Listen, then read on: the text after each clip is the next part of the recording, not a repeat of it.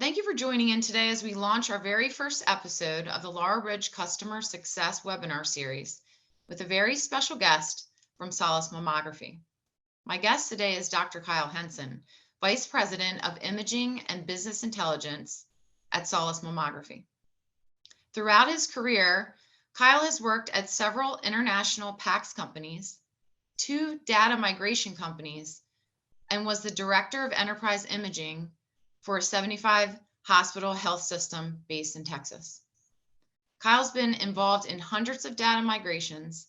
He's helped design and deploy a cloud-native archive for 100 facilities and is known for his articles on AI and his posts in LinkedIn. Kyle's also been a long-time user and supporter of Laurel technology, and he is held in very high regard among our colleagues in the medical imaging industry.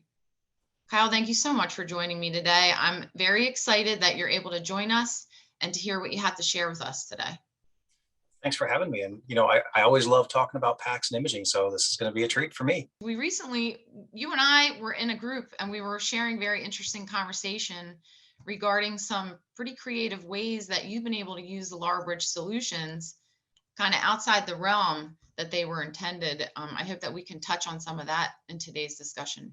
I'm going to turn it over to you so you can share more about the AI initiatives at Solis Mammography and the ways that you've been able to tackle some of those previous challenges that you found in your AI workflows by leveraging Laurel solutions. I'll be happy to do it. So I guess for those that aren't familiar with us, let me tell you a little bit about who Solis Mammography is. We like to say that innovation is in our DNA. I'm not going to be that guy that reads this slide to you. You can put me on pause and read it for yourself. But to sum up, we've been around for 35 years. We are focused and passionate and dedicated to women's health. And I hope that'll kind of come through as we talk a little bit later. But we are pioneers in creating the 3D mammogram. We've been pioneers in the smart curve technology. So to tell you a little bit about some of the AI initiatives that we have going on at Solis, we're currently partnered with the American College of Radiology, but also, gosh, I'm probably in 5 or 6 different AI projects where we're sharing our data, de-identified of course, with these vendor partners to develop new and interesting algorithms. So I'll tell you about 3 of them right now. The first of our AI methods is the improved lesion and case scoring. So what that does is that looks at the tonal slices and finds suspicious areas of interest. They're marked for the radiologist, and it's giving some kind of a computed score of certainty. So it's just telling the doctor, hey, look here, there might be something there. There might be a cancer. So that's looking at the breast today and looking for an existing cancer or a malignant lesion. We've recently launched a new initiative, which is called Mammo Plus AI. And that's really cool because it's actually a predictive score. So instead of looking back and saying you have cancer today, it's telling our patient that she has an X% chance of developing breast cancer in the next 12 months. So we're now getting into predictive and future.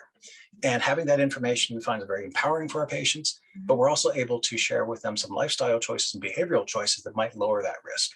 What's really interesting is when you start scoring those risk scores trending over time, and you start seeing a pattern and comparing that to the averages for that age group or that demographic. So we're really excited about adding that to our portfolio.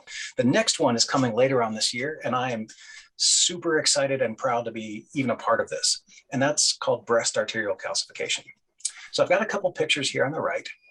And what we know is that calcification of coronary arteries is one of the leading indicators to heart disease. Heart disease is, of course, the #1 killer for women. Whenever you get calcium building up on an artery, it builds up on all arteries in the body. Luckily, that includes the breast tissue.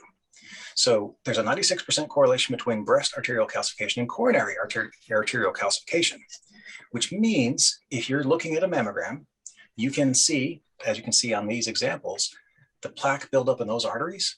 And what we're able to do is use AI to score that and recommend to our patients they go see a cardiologist. So we're really excited to be able to screen for the #1 and #2 killer of women with a single screening mammogram. So I want to tell you a little bit about some of the challenges we have in AI workflows and the things that have come up for us. So the first challenge is that when we want to present a data set to our partner, just getting that data set alone out of PACS can be problematic. So say you're wanting to share 5,000 tomo exams. It's not reasonable to have a human sit there and right click send, right click send. We want to automate that workflow to make sure that we don't miss anything. The next thing is getting PHI out of the images. So the de-identification process is something that's kind of hard to do, and it's very, very scary for organizations. So a lot of them don't do it. But we'll talk through how we are able to remove that PHI in an automated way. Then the next thing is, what do you do with the results? Well, most AI models will just send an image back to PACS. And that's great, but it doesn't really trigger, it's not a discrete data set. It doesn't go into the right places to trigger additional workflows. So we want to find a solution for that. Okay. And then the last thing is, once we're done with the data set and we've presented a huge amount of data and de-identified it, how do we make sure that we haven't missed anything? And we'll talk through all of these as well as the solutions. Okay. But you can see here, as I was talking about the risk score, this is indeed one of the risk scores that we were just talking about. In this case, the patient has a 0.08% chance of developing breast cancer, which is within the general population. And then there's been a lot of talk in the industry recently about dense breast and also density reporting issues. Yeah. So up here in the top right, you can see the automated density calculation. That's important because dense breast tissue is much harder to diagnose for breast cancer, but also has an increased risk of breast cancer. So it's a double whammy, and that's why they're reporting on that as something that's being regulated. So how do you think that will change things for future diagnosis? Well, I mean, the density is something that it helps the woman understand more about her own healthcare. And so we really want to educate our patients so that they're in charge. They're empowered to be making their own decisions about their healthcare. So it's important that they know that they're at increased risk, and that hopefully will help encourage them to make their annual screenings and right, or even seek out additional imaging that might help to give a fuller picture. Exactly, because there's enhanced screenings. So you can do a mammogram, and then the enhanced mammogram would be adding in a ultrasound of the breast, or MR. In higher risk, you can even use insurance will even cover MR-based screenings. So an MR of the breast is a really, really good detector, far higher sensitivity than a mammogram. It helps the patient to have a better idea of their situation and may also support other needs towards the insurance companies as well. Exactly. That density is really, really helpful. The typical model is the Tyrer-Cuzick model. Some like it, some hate it. I'm not arguing that, but that is often used to justify, for insurance company purposes, to justify that no cost MRI. So jumping right into it, I want to address the first issue, which is how to de-identify the data. So as I said before, it's the first time you do this. It's really, really nerve-wracking. We're all would err on the side of caution to protect our patients and protect their data and their PHI.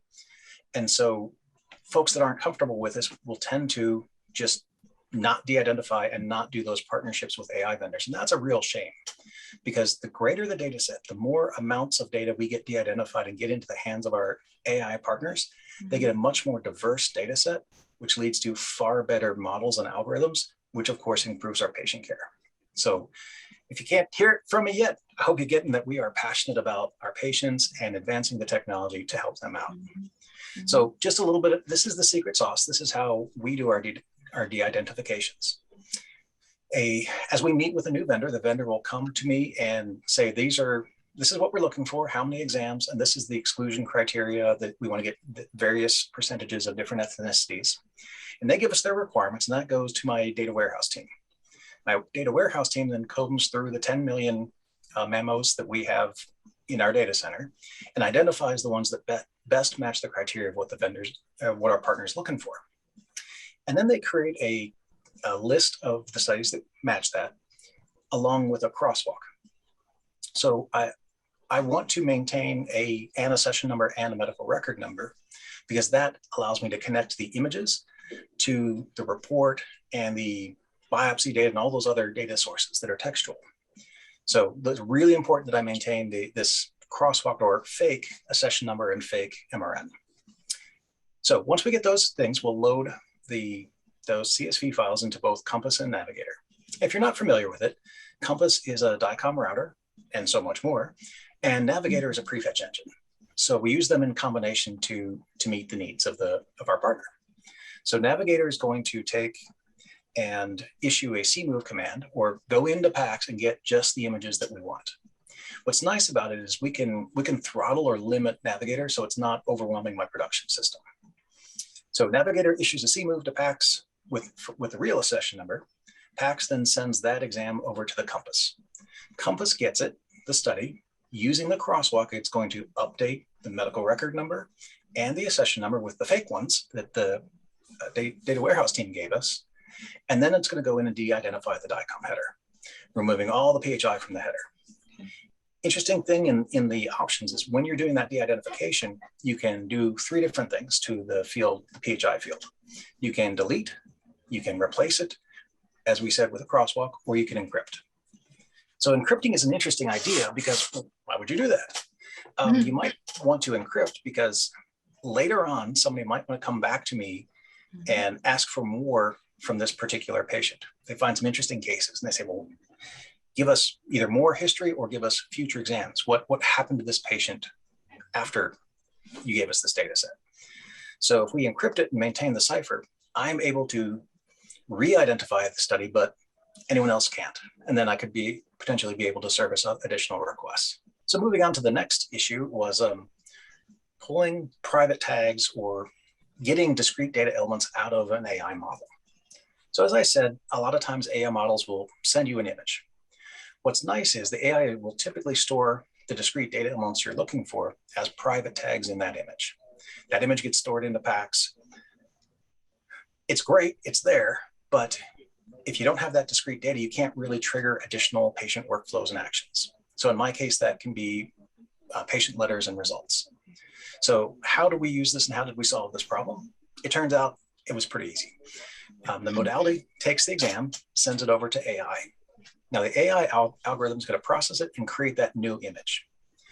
Instead of sending that new image to PACS, what we're going to do is send that image to our Compass router. The Compass router has an interesting feature that was originally designed. It was there for automating workflows where you don't have orders. The image comes in, it triggers an order, goes to PACS, and that way you get an order in PACS before the images arrive. Keeps our unverified lists clean.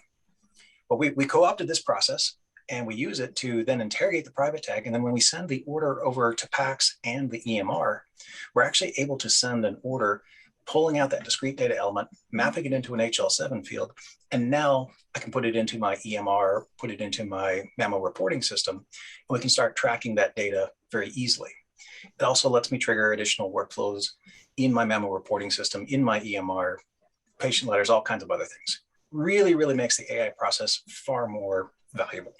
Right, and comprehensive. So this process, you can do this without a tool like Compass, but it seems like it's a lot more difficult to do that.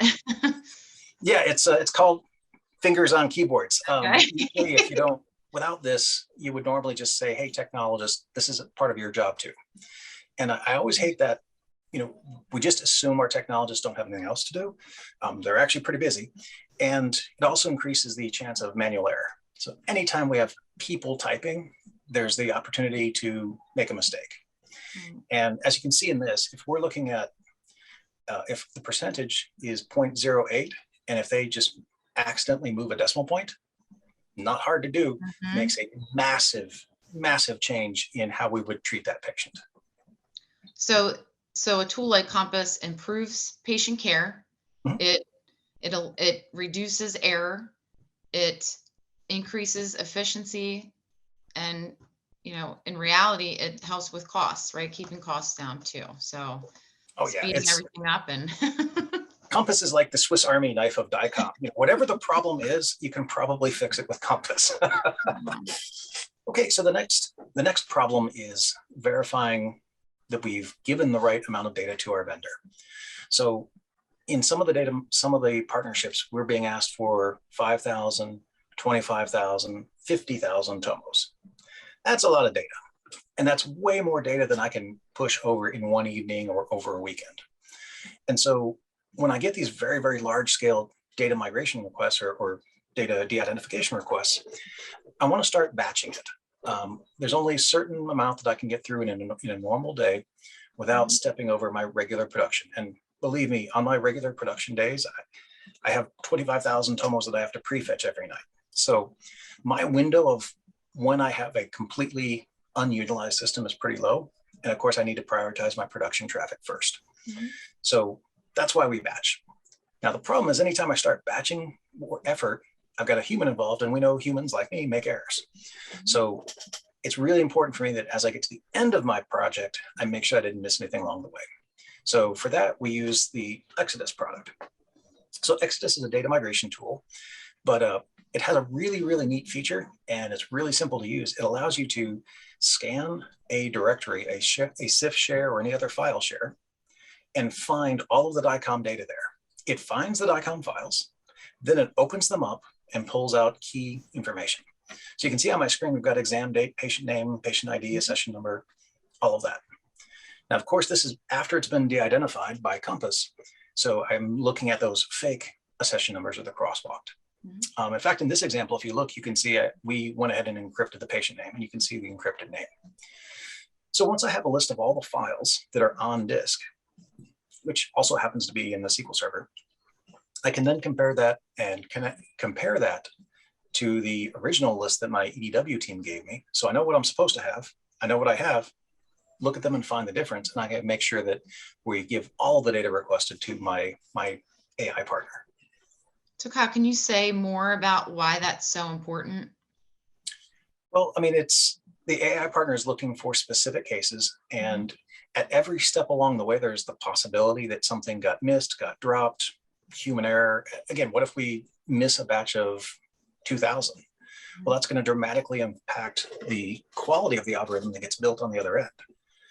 Plus, there's a reason why they asked for this, and or why they asked for certain mix of patient populations, because they want to make sure that they get a really good broad range of patients. And the more information that you can, track down the road is just more support for future research. That's right. I mean, anything we can do to help our AI partners. If you think about it, they're on a mission just like I am to improve patient care. And so the better data we give the AI algorithm, the better the algorithm is going to be. And the more accurate it'll be, and the more patients it will help. That's kind of why we encrypted the patient name.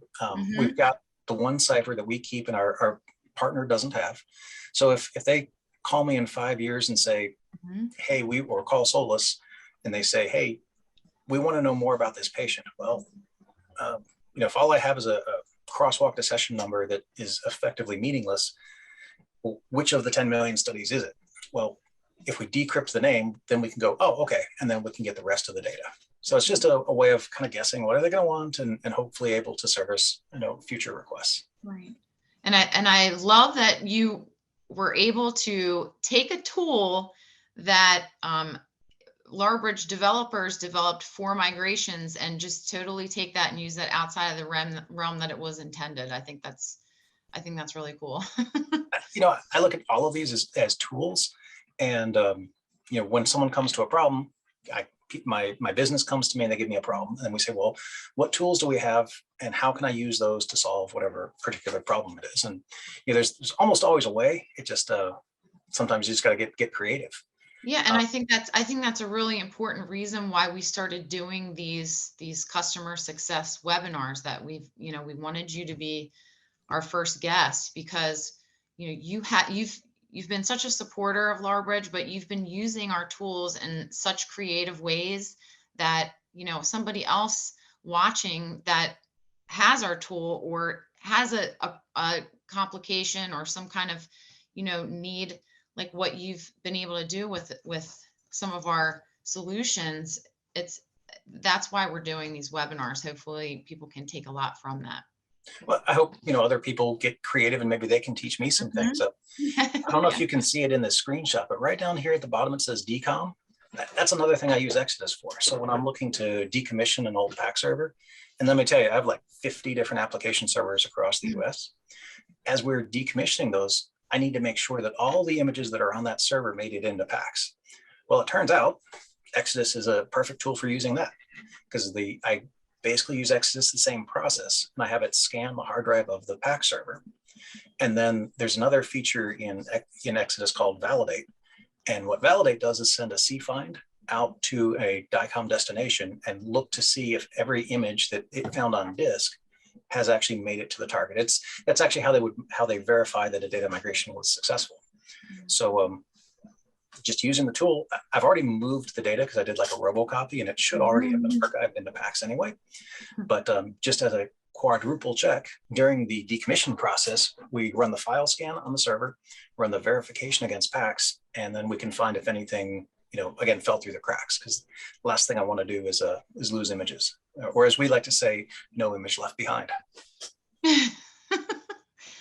I think that's great that you've been able to figure out such creative ways to use Exodus. It's a neat tool, and it's easy to use, and that's the best thing is a lot of these tools are really simple to use, and once you get over the hesitation, you just start playing. You can learn and find new uses for just understanding all of the things it can do, and then the next time the business comes to me with a different problem, like we are able to pretty much self-service all of these kind of odd requests within the team. Yeah. So, and it sounds like you feel like these solutions are really intuitive. It's interesting. They're all very simple to get started and use. And then there's always another feature. There's always more and more and more as you kind of you can start with the simple problems. Right. And then as you learn more about it, you find more. I'm always finding more features that I didn't know I had that capability.